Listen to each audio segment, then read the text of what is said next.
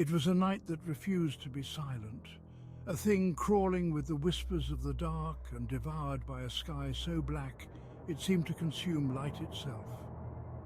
In the small insular town of Eldritch Falls, a place clung halfway between nowhere and forgotten, a fear was birthed, silent and cold as the stars watching overhead, a fear devoid of wings or understandable physics, spiraling through the void above with a sound like the earth groaning under the weight of unseen gods. By morning, the people of Eldritch Falls weren't the same.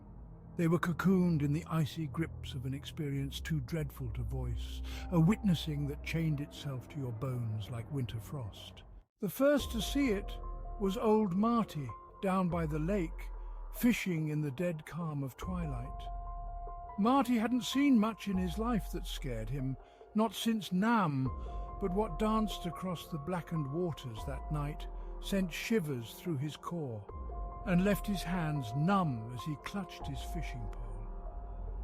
There, above the mirror-still lake, orbited a spectre, a craft, if one might name such an anomaly, spinning with dizzying, unnatural speed, reflecting none of the moon's silver sermon.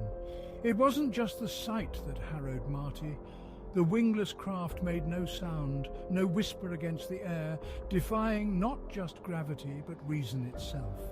As it moved, it seemed to suck the warmth from the air, leaving a trail of frost on Marty's whistling beard. When Marty returned to town, his eyes carried the storm of what he'd seen. He spoke of it in hushed tones over glasses of stiff drink, his words wet with the condensation of terror. But Marty was only the harbinger. Soon others saw it too, hovering over their homes above the church, skirting the treetops like a harbinger of chaos winged with shadow, not feather.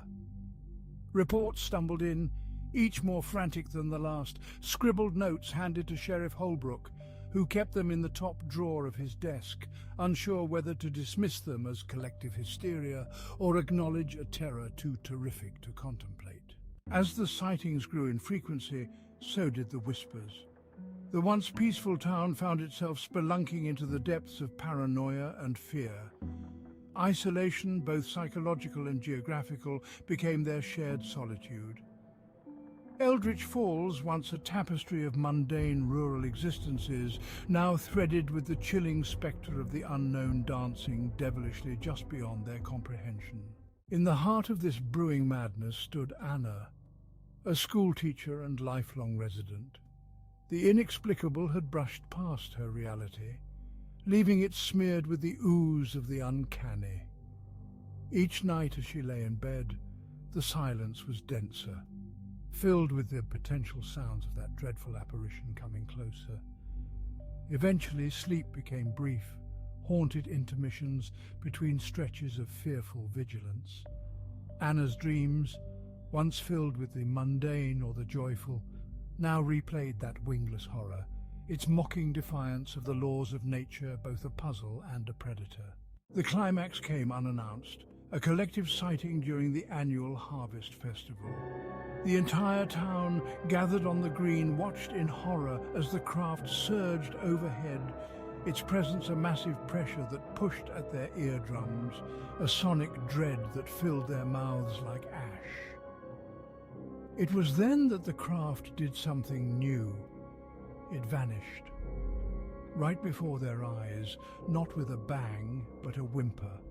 An absence that was somehow louder than any conceivable sound. In the aftermath, Eldritch Falls was a changed place. People spoke less, their voices a whisper against the possibility of summoning it back. Children played less loudly, their laughter tinged with unease.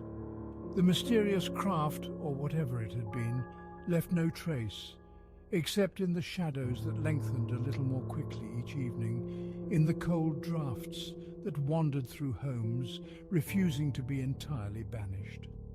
For those who had seen, and for those who believed, the world had stretched too far into the abyss to ever fully rebound. Reality, once a solid, predictable stage, had fractured, showing them the unlimited darkness lurking just out of sight, just beyond reach.